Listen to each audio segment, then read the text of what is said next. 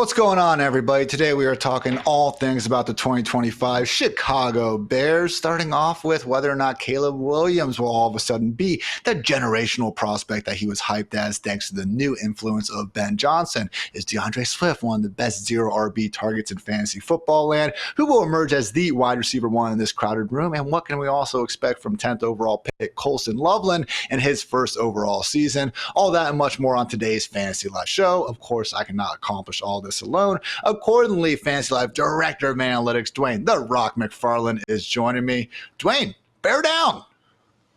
Bear down. And man, Ian, we're going to start off hot here. We're going immediately to the Breakout Watch presented by none other than Bud Light.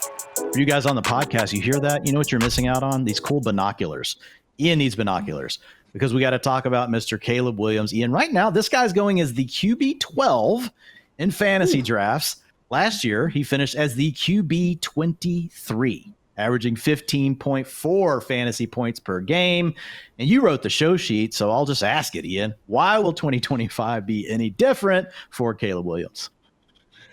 Well, look, congrats to the Bears, third straight offseason championship, all right? So, give them some claps for that. You added Ben Johnson. He made some meaningful additions to the offensive line, even spruced up a playmaking core that I think was already doing all right. But hey, you add Colston Loveland and Luther Burden, you can say they are in a better spot than last season even. So, again, they're checking all the right boxes. It's just there's no discount here, Dwain, because when we look at the ADP, guess what? You need to draft Caleb Williams as the QB1 that we are hoping he can be. Meanwhile, you have someone like Trevor Lawrence, who I know you've actually been higher on this offseason than in past years, where we can talk ourselves through a similar upside scenario, yet we can still draft him as more like the QB18, QB19, depending on your fantasy provider. So again, I have Caleb ranked kind of around that QB1 borderline, but I guess my question for you is are we sure there's a top 5 ceiling we should really be chasing? Because again, Josh Allen's, Lamar Jackson, Jalen Hurts of the world, Jaden Daniels as well. We see just multiple facets of production and why those guys are the fantasy superstars they are. With Caleb, I know he can scoot around a little bit, but how right do things have to go in order for him to boom in a meaningful enough way to be drafting him at right now really looks like his ceiling? Yeah, I mean, look, I'm in on him. I've got him as my QB9 in the ranks right now. And it really comes back to potential ceiling, right, that we can get with Caleb Williams.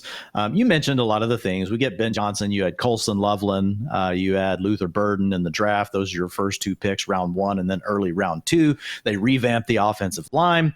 And I think the other part here, Ian, is that really when we go back and we watch Caleb Williams, we saw the spike games last year. And the spike games really came from his big playability when he was buying time and doing all those extra things. The challenge was he wasn't able to do the other things. So we would get into games where he would get behind on down and distance, wouldn't take the 5-yard completion on first down. That ends up getting you into a situation where you're in 2nd and long, 3rd and long. Then you know what happens. NFL teams are going to turn up that pressure. You're going to get more exotic looks in.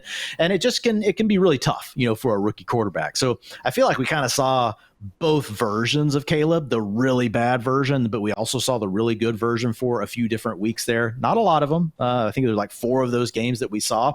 But the other big thing here, and you talked about his rushing ability, it's pretty good, man. And he's due for a touchdown rushing regression. So last year he ran for 489 yards. He had a 7% scramble rate, which is 25% better than the average NFL starting quarterback. He had 81 rushing attempts, but he scored 0 rushing touchdowns. Going back to 2011, the average rushing touchdown total for quarterbacks between 70 and 90, and remember I just said Caleb had 81, is 3.6. So I just really feel like when you put it all together, the ceiling that we saw as a passer, right? If that hits, man, that's going to be huge. And he just does something similar to what he did on the ground last year, but gets those rushing touchdowns. I do think a top 5 finish is in play. His median projection right now at Fantasy Life is 18.2. His ceiling is 23.4. Remember, the guys we want, the number we're looking to get over is 22.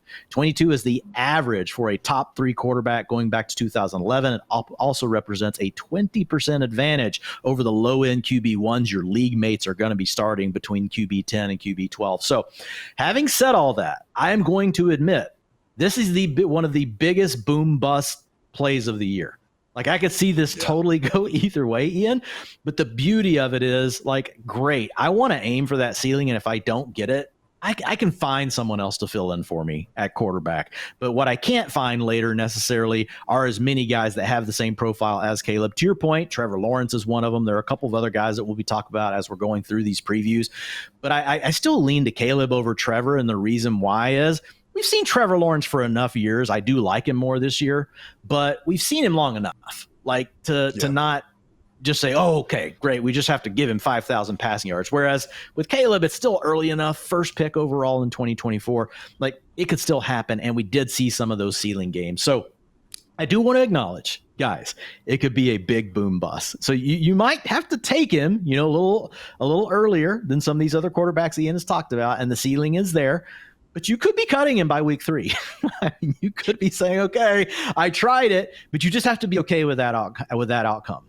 Because in the cases where we're right, I do think he carries top 5 quarterback upside. And I will say, on the record, I still believe this guy's going to be a great quarterback. Okay. Now, I do think some of the discussion around him, the excuse making, a bit much. Okay. Look, I'm pretty sure the Bears coaches watched film with Caleb Williams last year. Like, the way that article is coming out and being framed. And I just also don't love, Dwain, the idea that, hey, when Caleb Williams made great plays, which there were a lot of, the things this guy can do to, I mean, the amount of sacks he took, like, that's its own problem. We can talk about that as well. But the amount of sacks he also avoided along the way, man, got to be up there with anyone in the league. But, man, it's just like a situation where he makes this great play and everyone says, oh, yeah, there's Caleb Williams being great. And then he makes a bad play. It's, damn you, Shane Waldron. All right. So again, just when you are the number 1 overall pick, I feel like some level of responsibility has to go to you. But on the other hand, I think people who have rightly praised him as this great prospect, you want to make excuses for the play call and the offensive line. And then, oh, wait, the receivers actually weren't that good when the quarterback, again, the prodigy son, just isn't quite performing up to that standard. All that to say, he was a rookie. All right. And he's a younger rookie. He's not one of these 6-year college starters who got to come into the NFL. And I will admit that, I don't think Shane Waldron is some offensive genius on the other side of things. So all that to say, again, could not have just wrote out, man, Dwain, if we sat here in February and we just said what needs to happen for, Caleb to take this next step, I think every single thing the Bears have done actually lined up. I know this time last year, though, we were also saying, look, they got these 3 solid wide receivers, hopefully things are going to be fine. So again, it wasn't a great start. I hate the history of Bears quarterbacks and having to bet on Caleb being the exception, but I do think that we will see a top 12 finish. Maybe I'm a little bit more pessimistic. Top 5 upside you have. I will say, haven't drafted a ton of Caleb Williams myself this year, but I don't know, man. I could certainly see it happening. Yeah, for sure. And can I really sell you here? Matthew Friedman, aka the wet blanket. He has Caleb Williams as his QB 10. I'm at QB 9. Ian's at QB 12. Now, maybe the person we should listen to the most is Waz. He actually lives in the town and cares about the Bears, but he is at QB 12. So right in line with where ADP is. So I think Friedman and I see a little bit of upside here. Ian, you and Waz right in line with consensus. So that has been our breakout watch presented by none other than Bud Light. Let's put the binoculars away here, Ian. All right, got them put up. All right, fantasy football fans. Sure, the NFL season may be long over, but next season's action is already well underway. We're talking big trades, new signings, draft order shuffles, you name it. And all this preseason NFL action is easier to enjoy with the official beer of the NFL. So get Bud Light delivered today and enjoy every season projection, every player trade, every coaching change, and draft pick with the clean, crisp taste of Bud Light, the official beer of the NFL. Stock up now for the offseason and enjoy Bud Light, easy to drink and easy to enjoy. All right, Dwain, again, we got Wonderkid offensive line leading the Bears now. We got a better offensive line than we had last year. It seems like everything is going better schematically and in terms of the Bears' ability to control the line of scrimmage. So this is all great news for Caleb Williams. Why shouldn't also be great news for the running backs involved? Again, I understand DeAndre Swift, Roschon Johnson, some pretty bad numbers, but yeah, if we want to be using, again, some of the excuses for Caleb Williams last year and why things didn't work out well, you would think they also apply to Swift and Roschon. So thoughts on this backfield, how much you've been drafting these guys, and if you believe that based on their pretty low, acquisition costs right now, if both DeAndre Swift and Roschon Johnson could be pretty great values for zero RB drafters. Yeah, I do think there can be value here. I can also understand, though, why people would look at DeAndre Swift and say, this is actually the poster child of what a dead zone running back looks like. And dead zone, guys, is not just a matter of where they go in the draft. It's the matter of what kind of running back are you drafting. And I think you just have to ask yourself, Ian, and this is where I think, jump in anytime, like, what version of DeAndre Swift do we think that we're getting, right? Because what we saw in 2022, we really liked with Detroit. It was his final year there. 5.5 yards per carry, 3.1 yards after contact, 24% missed tackles forced per attempt, 13% of his carries went for 10 plus yards. The NFL average is 9.5. Also a guy that was active in the passing game.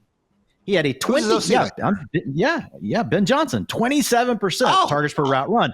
Oh, but wait, who else wasn't on the team yet? Oh, Sam Laporta, Jamison Williams. We just had Amon-Ra St. Brown. So I think it does come back to the question, right? Like, what version of DeAndre Swift do we think we're getting? Do we think he can be as active in the pass game as he was then? Because if he is, even with these added weapons, I will say Keenan Allen being gone leaves a lot of vacated targets, right? I mean, Keenan Allen, for as bad as people may have thought he was last year, dude's out here getting a 25, 27% target share in these healthy games. That's a big chunk of the offense that is up for grabs with Luther Bird and Colston Loveland, and DeAndre Swift, to your point, could be a part of that. I will say yards after contact never has been good for DeAndre Swift except for that one season, but he has had the explosive play department until last year. Last year was at 7%, but in the years before that, 10, 13, 14, and 11% of his carries went for 10 plus yards or more. So I'm kind of in between. I'm not someone that's calling DeAndre Swift this dead zone archetype. Like, I lean more into the fact that we have seen some of these explosive years from him. But at the same time, like, I am at the point now where I've seen DeAndre Swift long enough that it's like, I'm not expecting something superhuman from him. Having said all that, I do think where he's going in drafts, especially if you went heavy on wide receivers early, maybe you even grab one of the elite top 4 quarterbacks, and you also manage to somehow get George Kittle. Guys, you can do that in drafts. You could take George Kittle, and then you could turn around and still get Jalen Hurts in round 5. It's possible this year with the way fantasy drafts are working out. Then a guy like DeAndre Swift, yes, is in my crosshairs, Ian. Obviously knowing that in that kind of build, we're going to draft probably 4 or 5 running backs over that next 6 to 7 round stretch, but Swift can be one of them. Looking at Swift and some of the, I guess, consensus reasons why he won't have a good year. Obviously, that 2022 season with Detroit and Ben Johnson was his last year there. They decided to, prioritize some dude named Jahmyr Gibbs instead. So I guess that is not necessarily great for DeAndre Swift, who then moved on to Philly, who again decided against giving him a long-term deal because they decided to go and sign, Saquon Barkley. I guess that was okay. So again, I do feel like it's kind of weird how much that gets held against him. And the reality that, again, the Bears have had all off season now to go ahead and find a running back that Ben Johnson apparently prefers, and all we got out of it was a 7th rounder and pretty much nothing else. So, it's one of these, Dwain, where I've seen people try to say, well, the Bears were, considering trading up for Travion Henderson. So this just shows you that they actually don't care about DeAndre Swift. Didn't hear that same sentiment when it got mentioned about the Rams being interested in, Ted McMillan. All of a sudden, oh man, should we be fading Puka and Devontae Adams because of that? So again, I just feel like DeAndre Swift is almost becoming like a victim of expectations, and people were hoping for these bigger booms these last 2 years. And I understand they didn't get that. But if you just looked at the offense, all right, and just ranked the offenses in the league, ranked the projected workloads, and just tried to look at the roles involved, like, would we not be pressing click on DeAndre Swift every single time? Because who else is really going to get the ball here? Like, are we really going to stand here and say that Roschon Johnson is going to take over? I don't see that. Yeah, I mean, I don't think we see it, but I will say there's enough of a chance with DeAndre Swift's profile that, like, that's, again, I don't think DeAndre Swift is like a true dead zone back. He's somewhere between, but the dead zone back is exactly the argument that we talk about. Man, there's no way. Like, there's nobody behind him. He's going to get all the carries, and then some. And then someone else. Bad offense. We love this offense. We're supposed to love this offense. It doesn't have to be a bad offense. Like, and do we love it? Yeah, we're betting on upside of this offense, but there's still unproven components of it. We still don't know for sure what it's going to be. It's the same as Caleb. Like, the bet on the Bears, period, bet. Right. But Caleb, like, I still see as being like a big ceiling archetype player. I don't necessarily see Swift in that same range anymore. But again, I'm to your point. I think that he can pay off his ADP I'm just a little bit skeptical, like, about him turning into the player I once hoped he could be. And maybe to your point, like, that's part of the issue is people had these expectations. We got those 16.2 fantasy points per game back in 2021, and we haven't gotten it since. 13.5, 12.6, 12.5, like 12.5 fantasy points per game whenever you had 253 rushing attempts last season. Like, he had a pretty good role. He had 67% of the team's rushing attempts last season. So we do need Ben Johnson to drastically improve the offense. So I think where we're different, I'm willing to draft DeAndre Swift. I think you're probably more proactively drafting him. Although I think we have them ranked very similarly, which is the funny thing about fantasy football. We could both have a player ranked very similarly, say it's fine to draft. I think you're targeting more than I am. We've also, we are two people who talk about fantasy football 365 days a year. So it's already been quite the journey, quite the battlefield talking about Swift throughout this entire offseason process. I just feel like certain aspects of his game are being held against him more than other running backs. So guess what? His advanced numbers aren't good. I admit that. You pull up any graph, you're probably going to see Swift in the bottom left-hand corner. But, he joined Devon Achane as bottom 7 rushers in rushing yards over expected per carry. Jonathan Taylor, Kyron Williams, DeAndre Swift, all bottom 10 guys in yards after contact per carry. Tackles avoided per carry, right there with Joe Mixon. Those are all bad. Those are also, every single running back I just listed, reigning top 10 finishers in PPR points per game because they got a lot of volume in offenses that wound up being good enough. So Swift, even as bad as last year was with everything going on, was the RB21, and now we can buy him at an RB26 price tag. So the dude has never finished worse than RB24. And yeah, I agree. Maybe, we don't have that top 10 ceiling potential here. And if you do just want to chase that and nothing else, that is where I could see maybe going with the Isaiah Pacheco's of the world, the James Connors in that range. But man, Dwain, there are a lot of just kind of new toys going next to DeAndre Swift, the rookie running backs and offenses that we really don't expect to be as good as the Bears. And I do want to be careful about just using some of those numbers from a bad offensive environment last year and assuming that Swift is all of a sudden washed up, because even though he didn't have maybe the great explosive run rate, we see guys that get as many carries as Swift tend to have a struggle keeping up that efficiency. We still did see some pretty cool booms against the Rams, Washington. There was a 4-week stretch there where DeAndre Swift was putting up 100 plus and, a touchdown per game. So we did still get some good there. I guess I am really high on Swift the more I continue this monologue. So I will give you that, Dwain. But again, DeAndre Swift just really seems to be priced closer to his floor. And this won't be his floor if he only finishes as the RB26. I mean, he's my running back 24. On Underdog, to your point, he goes round 7, running back 26. ESPN, he goes round 6, running back 24. Sleeper, he's running back 29. That's his lowest price. That's round 7. And then on Yahoo, he's running back 26, round 7. So you can get him in this range. You don't have to reach for him. I think that's the beauty of DeAndre Swift. He just has to hold on to the job, all year. He did last year, and we've got an upgrade in the coordinator. If the Bears boom, to your point, and DeAndre Swift holds on to the same role that he had last year, I would expect more rushing touchdowns.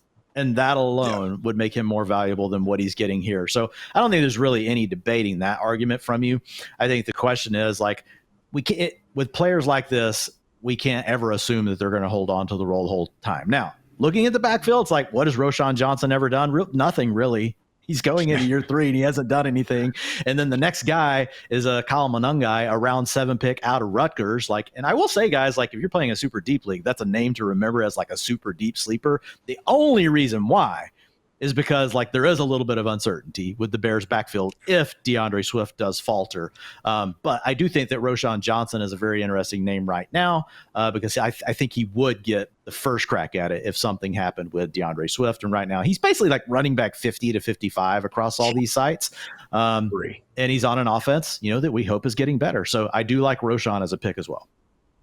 And the two issues that we thought could come to fruition, Nick Chubb and J.K. Dobbins, they already found homes elsewhere. So it really doesn't seem like the Bears are going to be making this meaningful addition. Could a trade happen? Yes, and we will react to it then. So final point here, again, don't love seeing Swift, who just averaged 3.8 yards per carry. But I will say I put less stock in something like that when no one else on the offense was doing any better. Okay, Swift was at 3.8. Roschon was dead last in the NFL with 2.7 yards per carry. Now, a lot of those were against stack boxes, and short yardage starter situations where maybe you only do need a yard or two anyway. But again, take it easy on DeAndre Swift is my moral of the story here. So with all that said, Dwain, let's go ahead and move on to everyone's favorite game. That's right. It is time for Mary Start Cut, Bears wide receiver edition. DJ Moore, Rome Odunze, Luther Burden. What say you?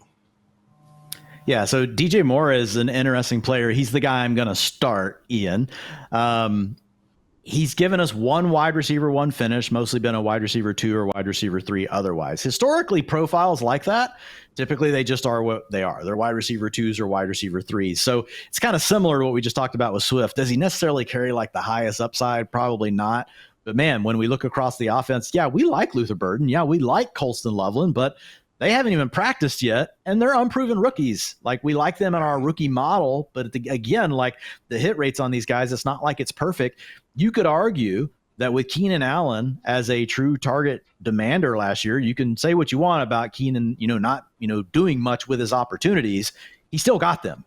And so now those are gone. And so we can't just assume that like Loveland and Luther Burden are going to get all those. So we could see some extra work go to DJ Moore. Rome Odunze is the other guy, and he's the guy, Ian, that I would marry in this scenario. I know he was pretty much, look, he was the 8th pick in the NFL draft in 2024. And based on that, like, he's a bust. Also, when you see Lab McConkey do what he did, Brian Thomas Jr. do what he did, Malik Neighbors do what he did, and then you're Rome Odunze, and you were even lower than Marvin Harrison, like it looks bad, right? The optics are not good. Those guys all came out and just boomed as rookies, and you didn't. But I still think that Odunze is one of these bets that where he goes in drafts right now, am I saying it's a high chance that he's actually going to be this big breakout player? No. But if he does hit, it can be such a big hit, right? He could still, these types of players that missed early in their year one, but still were really high draft picks, a lot of them do, Ian, end up going on to be really good fantasy receivers. So not saying it happens all the time, but when it does, like, it's the kind of upside you're looking for. And then ultimately that makes my cut Luther Burden. And I hate it because the rookie supermodel really does like Luther Burden. But I had to cut one of these guys. He's been hurt. Ben Johnson's kind of been complaining about it. He wants to see him get out there. I'm still drafting Luther Burden a ton in best ball guys, but this was just a tough decision to make. The other part of it is I do get a little concerned. Like, they've got Cole Kmet plus Colston Loveland. That means they're going to run 12 personnel. So is Luther Burden the odd man out? I bet he is, as far as being the wide receiver on the field when they go to 2 wide receiver sets. I think that's going to be DJ Moore. That's also going to probably be Rome Odunze because of their skill sets. And that means, man, if the Bears only run 11 personnel, which is 3 wide receivers, 60, 65% of the time, that is another limiting factor on Luther Burden. Again, Luther Burden, love the talent, lots of contingent upside. The Bears could suddenly decide to run 3 wide receivers all the time if he's good enough. There's a lot of ways he still gets there. But of the 3 players we just talked about, I had to cut Luther Burden.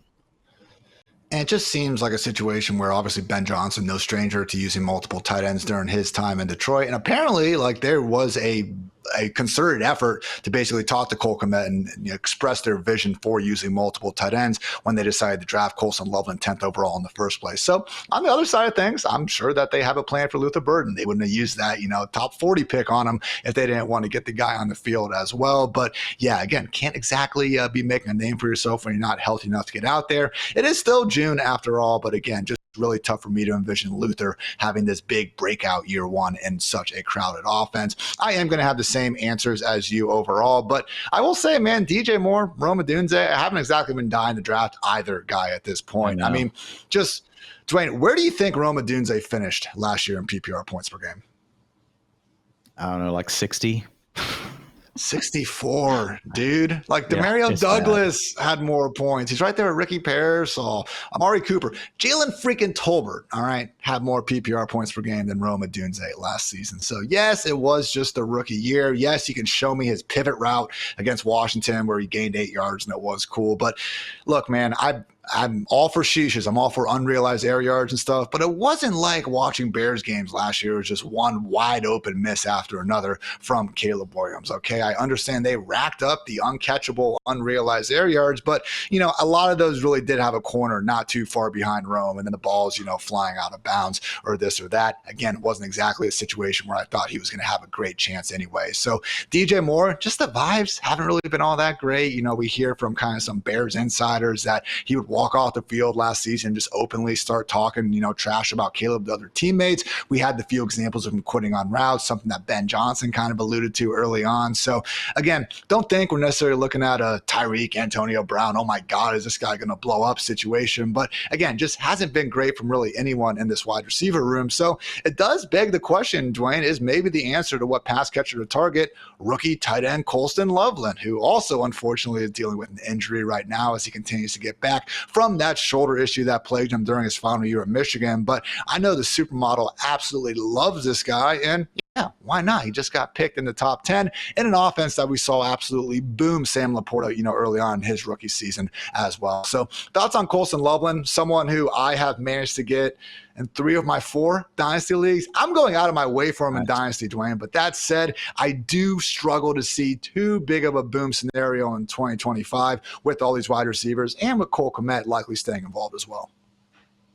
Yeah, I think it all just comes down to talent, though, and we want to bet on the talent. And so once you get past like the tight ends, like in the top 10 or so, and you're looking for something that might really give you upside, and you may have to cut it early in the year, similar to what we talked about with Caleb Williams, but the kind of player that if you get it right, can give you something that no one else on the board at tight end can give you. It is still Colston Loveland.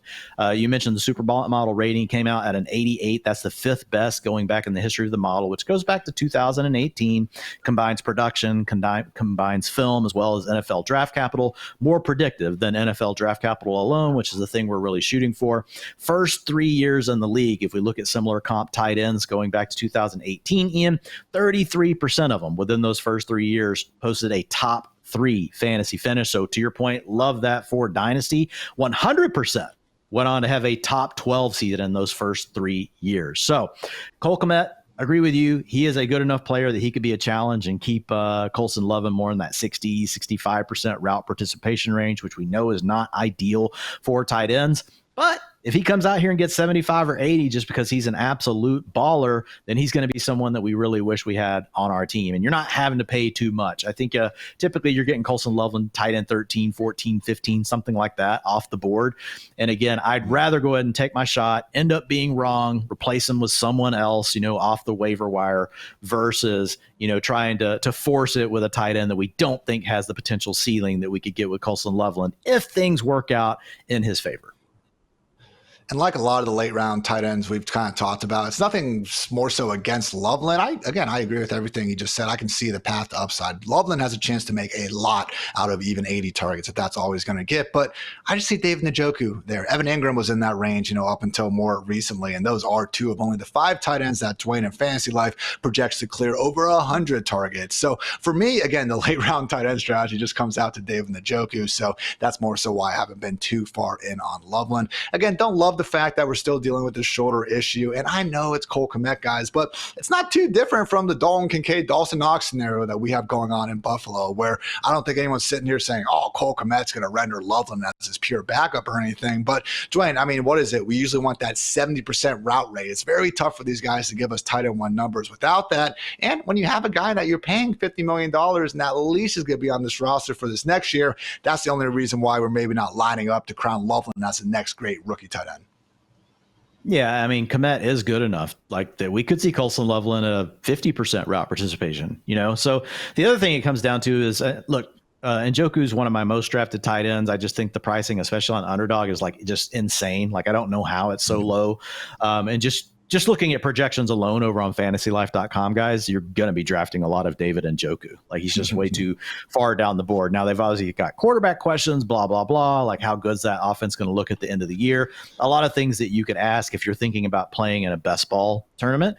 And I think that's where you think about guys like Colston Loveland. Is he going to do it all year long? Maybe not. But by the time you're trying to win the whole thing and you're going into week 17, Colston Loveland might be the answer. Ty Warren might be the answer. A lot of these guys are guys you want to mix in, and we're always drafting at least 2 tight ends whenever we're building out our best ball rosters. Start talking about managed leagues, and then things they're going to change on you a little bit. And I'm still willing to draft Colston Loveland in a managed league, but to your point, I'm not drafting him over David Njoku. Like David Njoku, I know has been a top 12 tight end pretty much year in, year out. I'll just deal with whatever the quarterback situation is, and I'll take those points.